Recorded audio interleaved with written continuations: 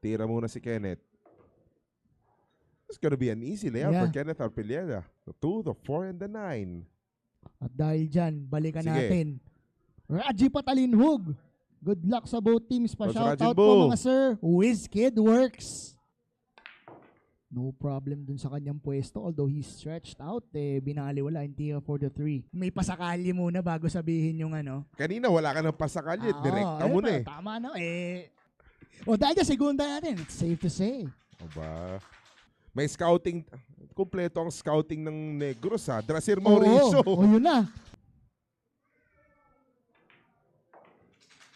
And boy,